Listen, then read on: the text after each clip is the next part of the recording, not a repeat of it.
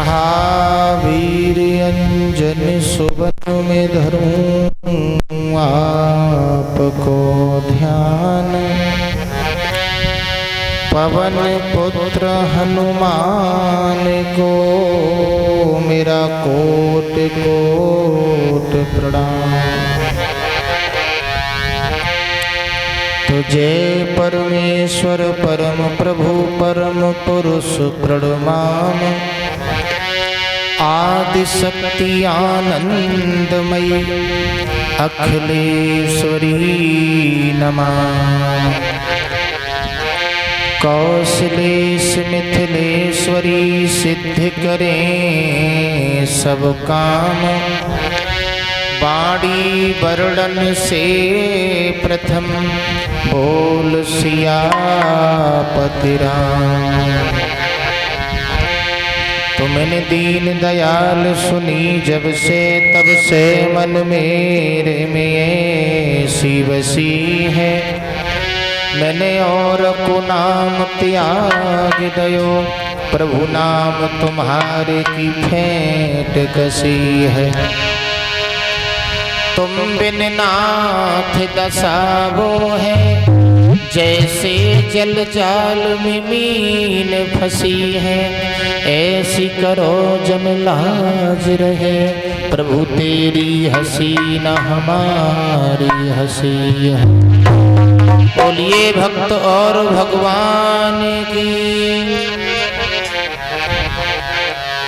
सुसंत हमारी आत्मा हमें संत सिरमौर। सबको सीताराम हो मेरी अपने अपने ठौर। बोलिए संत भगवान की। आदरणीय सभा में उपस्थित भगवान के प्यारे भक्तगण, सीता अनुसुईया के समान इस भूमि को पवित्र करने वाली हमारी माताएं एवं बहनें, अर्चनीय वंदनीय परम पूज्य हमारे संत भगवान पावन दरबार में विराजमान हमारे पिता तुल्य बुजुर्ग परीक्षित जी, बड़े सौभाग्य होते हैं जहाँ पर भगवान की चर्चाएं होती हैं, भगवान की कथाओं का गुणानुवाद होता है।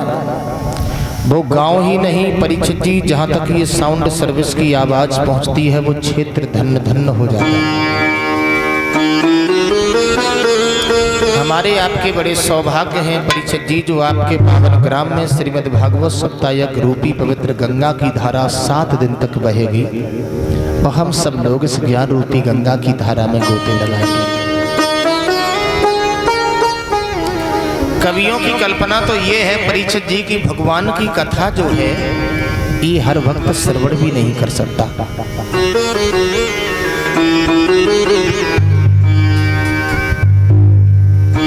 विद्वान कहते हैं श्रीमद् भागवत श्रवणम जन्म जन्मांतरे लभेत। जिन भक्तों के पूर्व जन्मों के संस्कार उदय होते हैं वही भक्त भगवान के दरबार में आ पाता है और भगवान की कथाओं को सुन पाता है।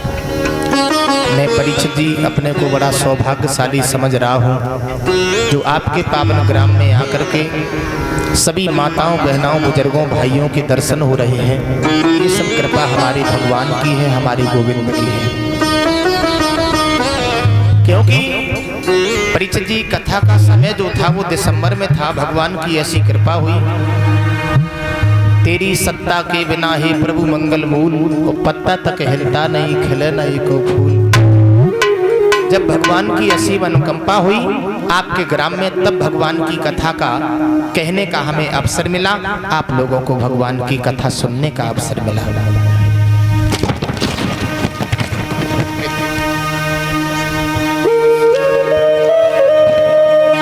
और हमारे भाई अंकित यादव जी, जिनके यहाँ पर ये भगवान की कथा का आयोजन चल रहा है,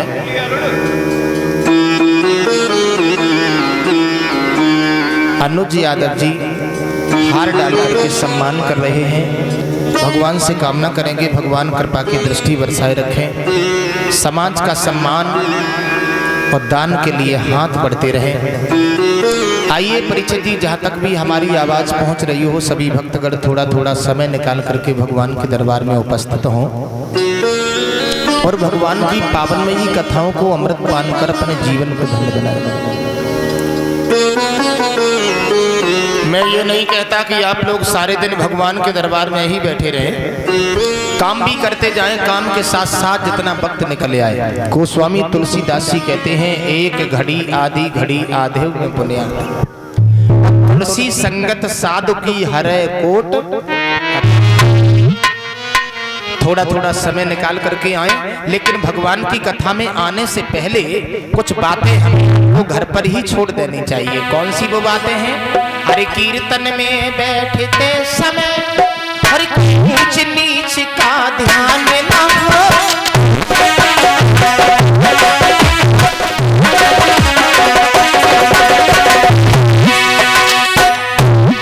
प्यारे भक्तों, भगवान के दरबार में बैठने से पहले किसी भी प्रकार का हमें आपको घमंड नहीं होना चाहिए कि हम बड़े विद्वान हैं, हम बड़े धनवान हैं, हम बड़े पहलवान हैं। ये बातें अपने घर पर ही छोड़ करके भगवान के दरबार में आना चाहिए। छोटू, हरि कीर्तन में बैठते समय कोई ऊंच नीच का ध्यान न हो, अपने धन का अपने बल का अपने घर का अभिमान न हो।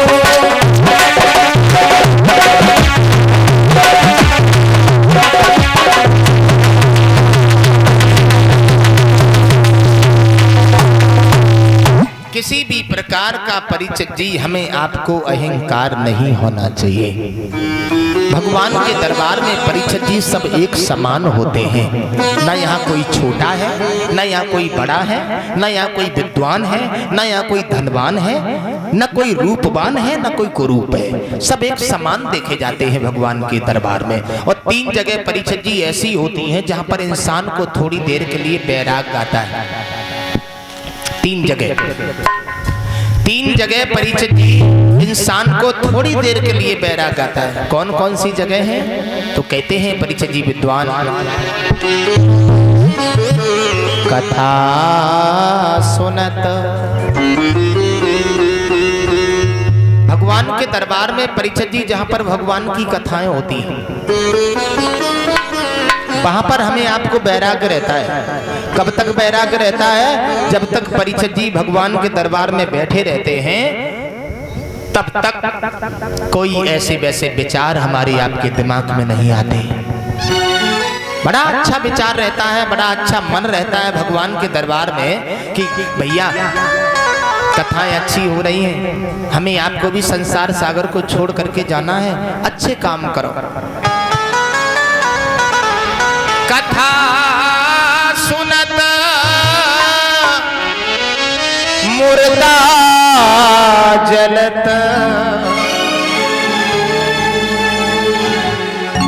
परीक्षित जी, मुर्दा कहाँ जलता है? मरघट में। मरघट किसे कहते हैं? शमशान को। शमशान का मतलब क्या है? सम मीस बराबर, शान माने इज्जत।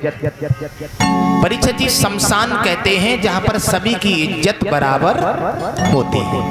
चाहे राजा जाए, चाहे रंक जाए, चाहे गरीब जाए, चाहे फकीर जाए, चाहे विद्वान जाए, चाहे धनवान जाए, चाहे पहलवान जाए, सब लोग एक समान, कोई छोटा बड़ा नहीं। कथा सुनत मुर्दा जलत, तिरियारत के अंत। मुर्दा जलता है जहां परीक्षित जी, वहां पर हमें आपको बैराग रहता है। कब तक बैराग रहता है? जब तक हम लोग एकत्रित बैठते हैं, सब लोग परीक्षित जी बड़े अच्छे विचार रखते हैं कि फलाना इंसान कितना अच्छा था, लेकिन पल से पल में क्या हो गया। माता जी, ये सत्य है। पल से पल में क्या हो जाए, पल से पल में क्या हो जाए, अब पता नहीं तकदीर का। और ये मिट्टी बने शरीर का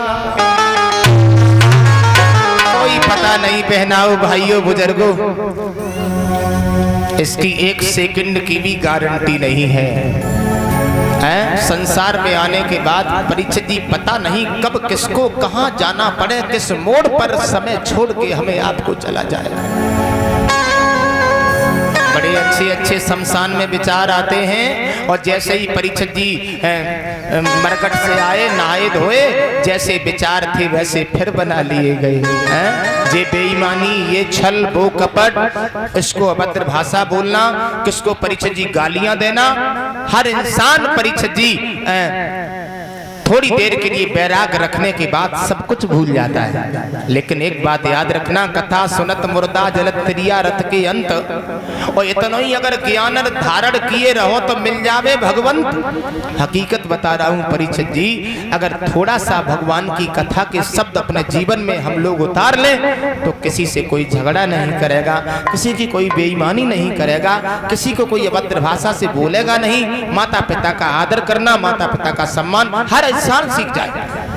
संसार में आने के बाद गोस्वामी तुलसीदास जी ने लिखा कि बड़े भाग्य से मानव का शरीर हमें आपको प्राप्त हुआ।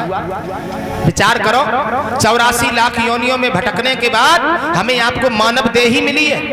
84 लाख योनियों में भटकते रहे तब हमें आपको मानव देही मिली। और इस मानव देही को मिलने के बाद परीक्षित जी ये छल, वो कपट, बेईमानी कहने का हमारा मतलब है, संसार में अगर आए हो तो एक बात याद रखना कि लगा सको तो बाग लगाओ, बाग लगाना ना सीखो।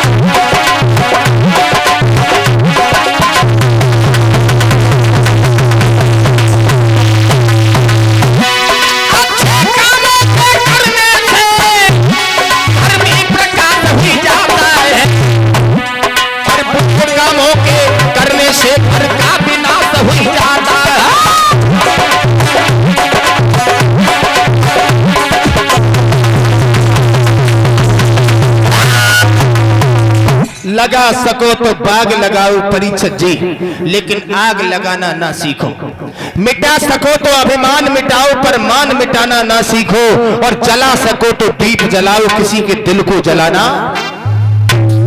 गोस्वामी तुलसीदास जी लिखते हैं परीक्षित जी की पाप क्या है और पुण्य क्या है, यानी धर्म क्या है और अधर्म क्या है। तो गोस्वामी जी कहते हैं कि परहित सरस धर्म नहीं भाई। परहित, पराये हित में जीना, पर स्वार्थ करना, परीक्षित जी ये सबसे बड़ी पुण्य है। पर स्वार्थ करना, पर पीड़ा समनाए अधिमाई।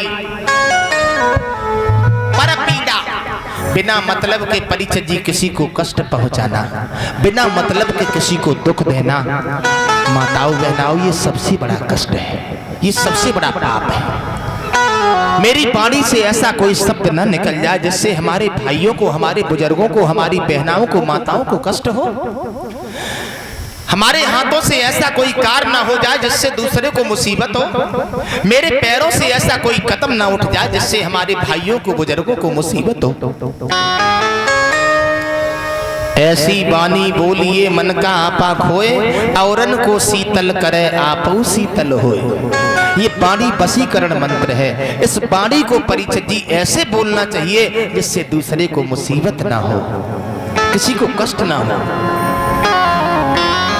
इंसान के अंदर इंसानियत होना जरूरी है, मानव के अंदर मानवता होना जरूरी है। और परीक्षित जी इस मानव के अंदर मानवता नहीं है, वो एक पशु के समान हो जाता है। मैं सभी भाइयों से निवेदन कर रहा हूँ, एक विनती कर रहा हूँ, मानव के अंदर मानवता लाना बहुत जरूरी है। हर इंसान का सम्मान करना, भाइयों से अपमानित शब्द ना बोलना, माता पिता का आदर करना, सम्मान करना, ये हमारा आपका धर्म है।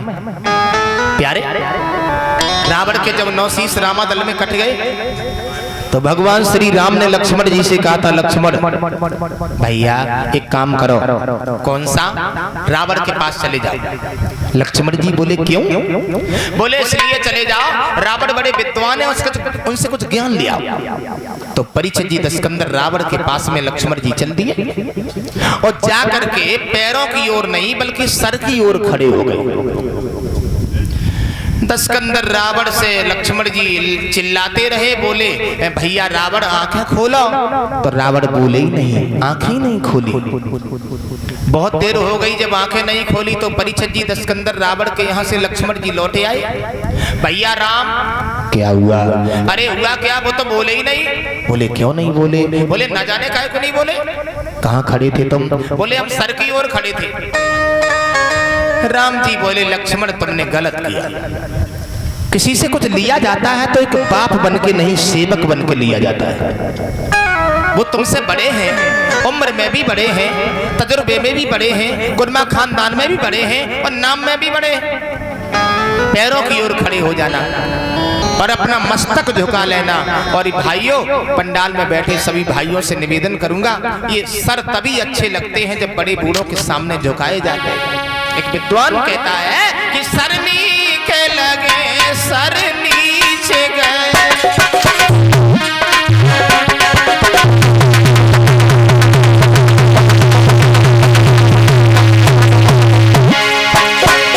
ये सर तभी अच्छे लगते हैं जब बड़े बूढ़ों के सामने परीक्षित जी झुकाए जाते हैं, माता पिता के चरणों में नवाए जाते हैं। ये शीश तभी सर अच्छे हैं। मेरा मतलब है विद्वानों की कल्पनाएं। अरे सर नीचे लगे सर नीचे गए, सर नीचे न गए तो सर नीचे नहीं है।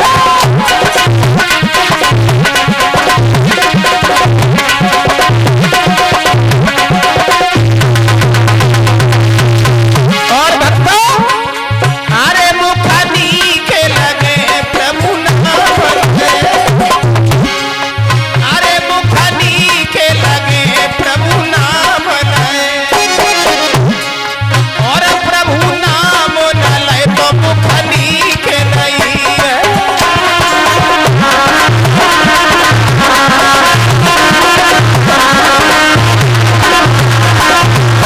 और लला,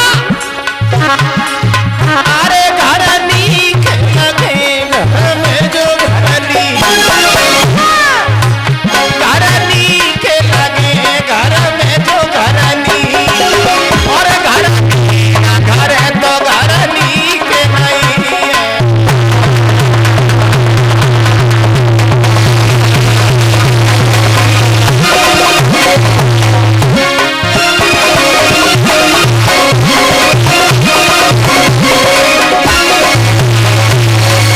परीक्षित जी मुख नीके लगे प्रभु नाम लए, प्रभु नाम न लए तो जो मुख नीके नहीं है। और कर नीके लगे कर नीके करे, और करनी न करी तो कर नीके नहीं है। लक्ष्मण, बड़े बूढ़ों के सामने सर झुकाना ये छोटों का धर्म होता है, छोटों का कर्तव्य होता है। अब की बार जाइएगा दशकंदर रावण के चरणों की ओर खड़े हो जाना, हाथ जोड़ करके अपना मस्तक झुका लेना। लक्ष्मण जी परीक्षित जी चल दिए और जाकर के पहुंच गए रावण के पास में, पैरों की ओर खड़े हो गए, अपना मस्तक झुका लिया। भैया रावण बोले, बहुत देर हो गई भैया रावण, आंखें खोल दी। और जब आंखें खोल दी तो आंखों से परीक्षित जी अस्त्र की धारा बह आई।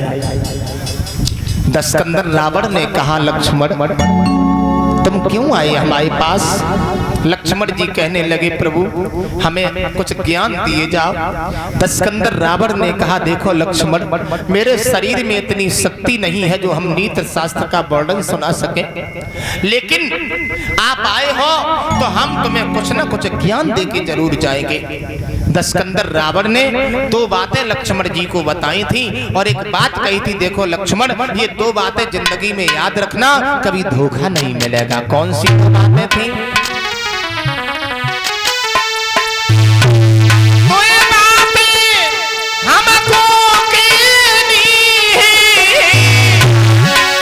शुभ काम शीघ्र करना अच्छा, शुभ काम जितनी जल्दी कर सको उसे कर डालो, उसमें कोई शायद की जरूरत। परीक्षित जी, शुभ काम में किसी शायद पूछने की जरूरत नहीं है। जब इच्छा हो तब करो, जब मर्जी आए तब करो, किसी से शायद पूछने के लिए हम आप नहीं जाएं। और दुष्कर्म टले उसको डालो, उसी का सदैव टलना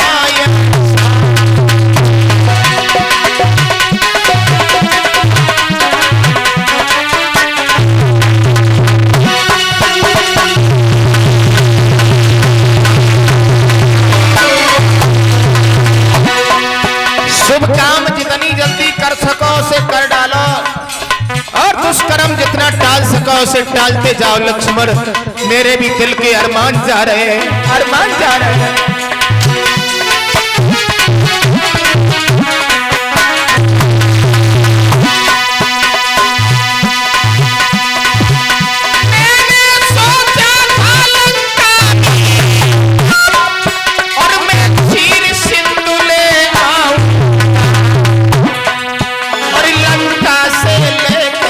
स्वर्ग तलक